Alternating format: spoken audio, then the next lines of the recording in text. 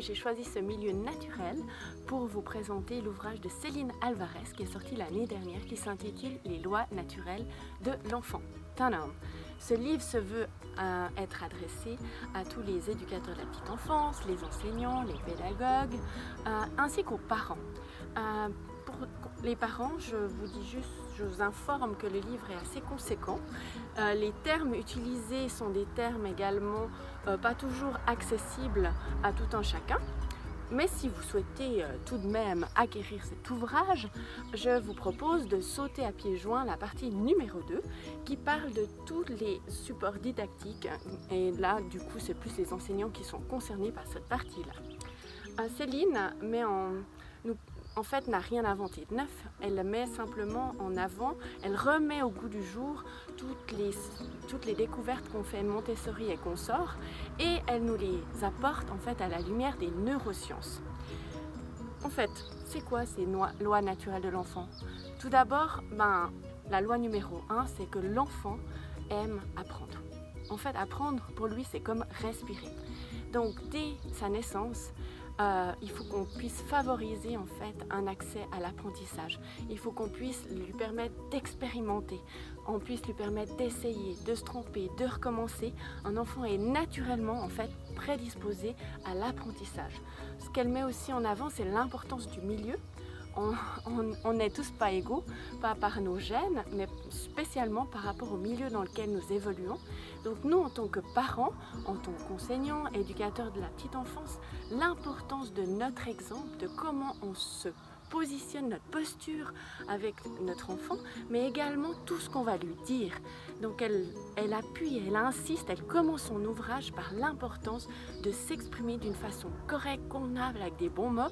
Elle parle même du fait qu'on ne devrait pas utiliser la forme impersonnelle de « on », mais la remplacer par le « nous », et bien sûr faire attention à tout le vocabulaire et la sémantique utilisée chaque jour.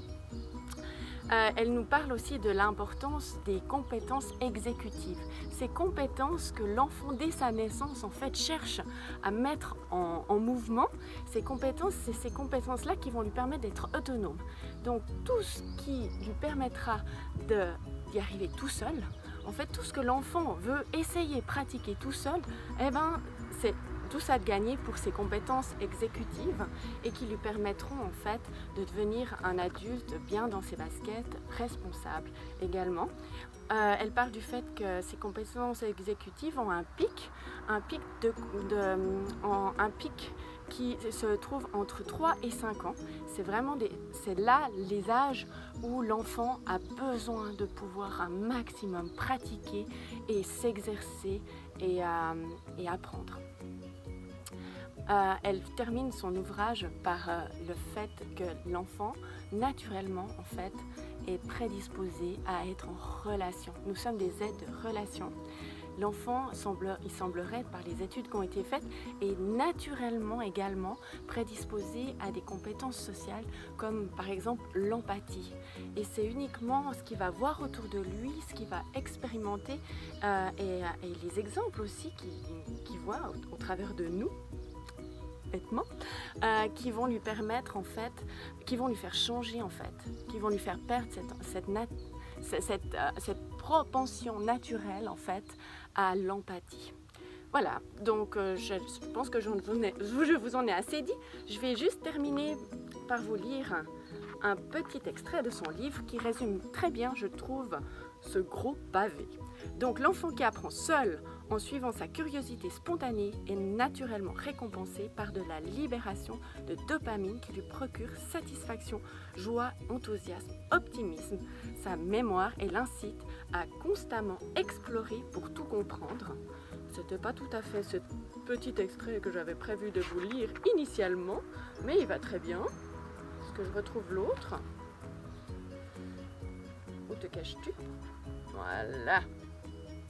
Le jeune enfant doit nourrir son intelligence incroyablement plastique en vivant au contact du monde et en réalisant de manière autonome, au sein d'un environnement bien organisé, des expériences variées qui le motivent tout en étant entouré d'êtres humains d'âges différents qui le soutiennent et lui font confiance. Donc elle aussi prône les âges multiples dans les classes. On voit aussi l'importance d'avoir un environnement bien organisé, c'est-à-dire on va libérer l'enfant pour qu'il expérimente, mais le cadre, il est là, c'est nous qui le mettons, c'est nous qui sommes garants de ce cadre en tant qu'éducateurs, enseignants, la petite enfance, pédagogues ou parents. Voilà, je vous souhaite une excellente journée. Moi, je vais profiter du soleil. Bye bye!